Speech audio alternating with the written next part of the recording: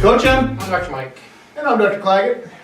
We don't know where he's at, but we're missing. We do know where they're at. Yeah, we do. We're missing Not here. No, they're not here. We're missing Ed and Angela. So, ladies, we miss you. Heads up, here in about a week or two, you're going to get a call from me that says, hey, you're going to get on Facebook Live. I now know how to do that because I just did it like in 45 minutes to an hour ago now. Awesome. Where I was a guest on Facebook Live with some stuff. So anyway, so we're still digging into, I don't have my cover on mine, we're still digging into the cover. We're still digging into my good friend Dr. Rob Sinnott's book, Textbook of Human Adaptability. This slide going. And so this one right here is kind of deep, isn't it? I'm going to help them. Okay, Yeah. I'll be back. Thank you. This one's kind of deep. We're going to be talking about transgenerational stress, There we go. which is a mouthful. We're Instagram Live now. Now we're Okay, Instagram Live. okay. And so the transgenerational stress, like Dr. Price said, I don't know about you, like, but when in my fourth or fifth reading of Dr. Sinnott's book, there's a lot in there that we're going to get into the research to support what we do. So we're going to work our way here, as I like to do. I like to go back and kind of reset and refresh, and then move forward. What we're really talking about is the adaptability focused paradigm. Essentially what that means is there's the role, you have this thing called your autonomic nerve system, which the role of the autonomic nerve system is to create vegetative homeostasis for the organism. With the demands that are placed upon us on a daily basis, they're going to bombard that nerve system, and it's going to put us into a state of sympathetic overload. Is the sympathetic nerve system faster or slower to respond? Slower. It's slower. So those demands hit you, and it's over time that it gets worse. And so pretty soon to the point that you're in a state of what's called stress vulnerability. When that happens, then the demands still continue to bombard you, and you're more susceptible to states of improper adaptation. That may be low back pain, maybe headaches, could be the cold and the flu, could be ulcers. It all depends on what tissue cell we're dealing with. What we want to do is, as your chiropractor, is measure your nerve system and identify which component, if it's the sympathetic or the parasympathetic components in a state of distress, and move you to more of a state of stress resiliency.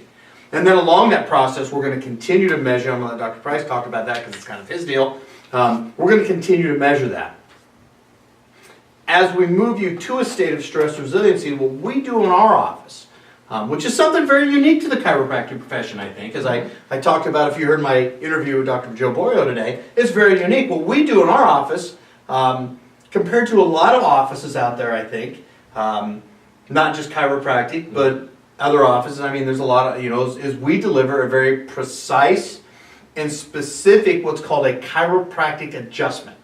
What that is we find which spinal bone is irritating that nerve root, and we deliver a specific, precise adjustment to that segment or segments in a specific direction. I like to call it the roadmap or an address, so the body can respond appropriately to put you in a state of stress resiliency. We do that with grandpa, grandma, mom, dad, kids, and even pregnant moms, which is where we're leading to today, into transgenerational stress. How'd you like that lead in? It was nice. Boom. Transitional. Guess I gotta follow that then, huh? Alright, so I'm going about how stress susceptibility from the womb. So I was a little nervous letting you say womb. I didn't know if Steve would get mad at me. so, That'd be his father. That is my father, yes. Yeah. Hi, Dad. Alright, so when we look at it, as the saying goes, the sins of the father aren't the sins of the son, but it turns out the stresses of the mom become the stresses of the kid as they're in the womb. It's really good. Google that? Where did you get that? www. No, seriously, where did you come up with that? That's really good. Wow. Wow. Repeat what you said. That was powerful. The sins of the father are not the sins of the son, but the stresses of the mom are the stresses of the kid. So And when the kid's kid. And the We'll kids get into kid. that. we'll get into that. Spoilers. But when we look at it, we all know that stress is an unhealthy thing. Well, it turns out, as the baby is cooking inside mom, they share the same I breath. would say cooking. How about developing? Developing. Thank you. Thank you. I was doing so good. You were doing good. You got 2 Developing. points minus 1. You're good. Yeah. Still ahead. Barely. But when we, no, but when we look at, mom shares everything with baby.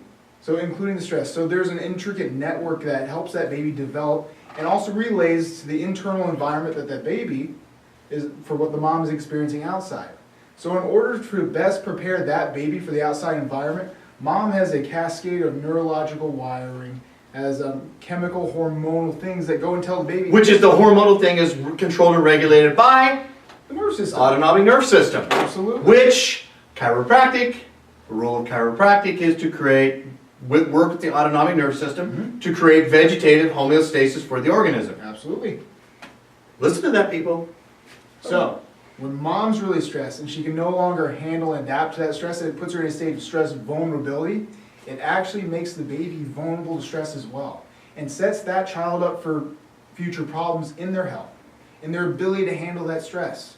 Now, the research will show that some stress is a good thing. So we're going to stop you right there. Just so for those out there that say, research, help me here. How many peer-reviewed articles are in this text? Well, just that one chapter has 99. We got 99 problems, and they're yours. But we got solutions. Carry on. So essentially it goes that a little stress is a good thing, but when it becomes too much stress and your mom's body is not able to adapt to it, baby's body is not able to adapt to it, it puts them both in a compromised state of health and they begin to struggle. They come with stress vulnerability. Yeah. Now here's what's interesting about that. There's going to be some out there outside of the profession, some inside of our profession, they're going to say, not true. So what I think is not true is when they say that, they'll say, well, that stress doesn't work. What happens if, and good Lord forbid, that the mom has decided she's going to smoke crack or meth? Does that impact the baby? Yes. That's a chemical stressor. So what Dr. C was saying here, those stressors, whether it's an emotional stressor, a physical stressor, or Lord help not, the chemical stressor, it does impact that developing child. Absolutely. And there's 99 research articles Absolutely. to support that. So good. That's an extreme case. Very extreme, but that's where crack baby comes from. yeah. It's from And that. it's very frequent that Well, that And happens. it's terrible. It's very And just unfortunate look at the because things kid- look at the things that they will watch mom for while she's pregnant in that allopathic model. Watching their blood pressure doesn't get too high. Watching things like her blood glucose. They're going to test all these things, and if they get elevated, oh no, it's going to stress the baby, so we've got to do X, Y, Z to try to change that. That shows you right there that those things are affecting the baby. Well, that's the mom's health that's affecting the baby's health on the inside. The challenge we have with that is though they're looking at it from that fourth state, which is the pathological Right, state. Exactly.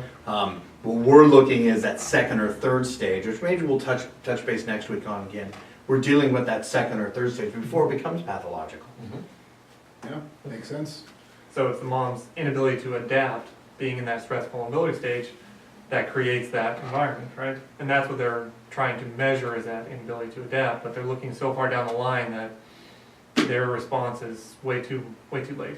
The body's already begun being stressed. Pathological state. So my assignment was to talk about my assignment. That was good. Just start talking. You So don't need to these show them stre- the outline. So it's the stress on the mom, and we're talking about preterm birth, which is basically babies that are born before 37 weeks. And did you know that there's over 200,000 preterm births in the United States every year? Wow. That's a lot of babies being born early. Now, obviously, there's a mystery behind that, so why is that? And we're trying to help answer that question because the stress of mom can obviously impact that baby. It can impact the growth of the baby, impact metabolism, can impact the endocrine system, impact development. Everything the baby has is dependent on mom until birth. And then obviously breastfeeding. But we're talking about the preterm birth. So this is, I'll keep this short, but this is an interesting study that Dr. Rob threw in here that gestational stress over generations of rats has resulted in many endocrine and metabolistic functions as well as behavioral characteristics. Basically that they stress a pregnant rat and find out how well or not well that baby does. And they have a control group. It says, these are normal rats, they don't stress them. I don't know how they stress them, but we'll go that later. Then they look at stress mom A produces stress baby B, and then that generation grows up and they stress those into stress generation C. Now those stress generation 3 have a significant increase of developmental issues compared to any of the control groups that are over here. So what you're trying to say is that the stressor can go from generation to generation. And it gets worse as it continues down that line. Interesting. So, So I want you to hold that thought for a second. So it's interesting because children born today, like our children today, is their lifespan more or less than ours? More. Lifespan? Their life expectancy? Their lifespans Like- are longer. Their quality of life Quality. is decreased. And so, so their, Dr. Klein's right, their life expectancy is now decreased too. Are they starting to show First that? generation. First generation. that's the lesson of Interesting. I parents. didn't Yeah, know so that. now what's happening is what Dr. Francoeur is saying is that transgenerational stress is now starting to hit. Exactly. Now, let's think about that. Moms today, more or less drugs than ever before. More. Kids today, more or less drugs than ever before. More. What's going to happen to the kids of these kids and the kids of these kids as kids? It's going to get worse Yep. because you cannot throw something from the outside to change the inside. There's a solution. One more. Go. So obviously those are rats. We are not rats, we are humans. And he just explained exactly what happens that this is the first generation that has a shorter life expectancy than their parents, which is incredible. They also have done a study on the pregnant moms who were there on September 11th, and their babies had a significant size change. They were much smaller than any other babies that were born at that time. Now, what controls So- and regulates the development of a child? What is it? The nerve system. So that autonomic, they were obviously in a state of Massive stress. distress, man. Dominant sympathetic overload. That traumatic experience, that stress on mom impacted the development of that child and showed a significant size difference in those babies that were from the moms that were there during that day. The role of the autonomic nerve system is to create vegetative homeostasis for the organism. Guess what? It's a massive stress. The homeostasis was way imbalanced for the organism. Yep, when the nerve system cannot regulate that, and it changes the biochemistry, the chemical components that are inside mom, that baby is developing from those chemical components. The change in chemistry, essentially, it's changing the recipe that's creating the baby, is changing the mom. So, how we measure that in the office, which we've talked about in past videos or Facebook Lives, measuring how that nerve system's adapting. What we use in our office called heart rate variability, measuring how your body's adaptive state is regulating on the inside. So if we can understand how your body is adapting, how your body's nerve system, whether it's in a stress resiliency or vulnerability mode at that point, that will help us, along with our analysis of the spine and nerve system, figure out where we can help that nerve system function back towards a more optimal state, which is going to regulate that vegetative homeostasis within the body and get the body back in a better state of health so that that body can function properly. Now, so if mom's in an extreme state of stress, her chemistry within her body, that chemical component of everything and the way her nerve systems function is not optimal, that baby can only be as healthy as mom is. Yep. So if mom's sick or if mom's body is broken down, this is something else we're going to get into in others, but how likely do you think that mom's body is going to want to use a whole lot of energy and resources to create a new human being? It's not, which is we're going to get into in the future. Infertility rates have exponentially increased in our country. Well, why is that? We have more stress than we've ever had before, and we're seeing these levels of stress increase, like we just talked about, in generations, more and more. Well, now, if that body is functioning at lower and lower levels than what it's designed to, why in the world would it want to put its resources and energy towards creating another human being? And I think to interrupt you real quick, when Dr. Price talking about stress, so people think of stress as physical stressors.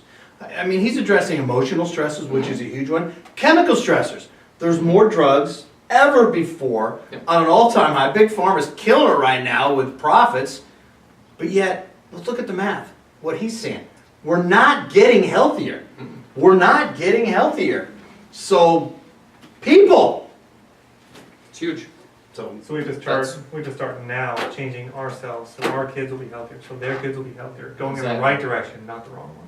The role of a parent is to make the world a better place for our children. Yep. Guess what? We got to make it better. So, you got anything else? We got a lot of work to do. We got a lot of work. One more thing here. I do like to say, he's got some cool new shoes. I'm a little jealous of those. All right, so next week, join us. It's going to be a little cerebral, but we're going to bring it right back to you. Now we're going to get into some of the research out there on transgenerational stress. It's out there, people. It's out there. And here's the cool thing. We work with that. This is what we do. We work with that autonomic nerve system. We have the technology to measure that. We also have the practical solution for you and your family with the type of care that we do in our office with the specific chiropractic adjustments so that you have more time for you and your family that's high quality in the future. So we're out of here. Everybody say hi to Verdiana before we go. Hello. Hi, Verdiana. And we're out of here, gang. We'll see you later.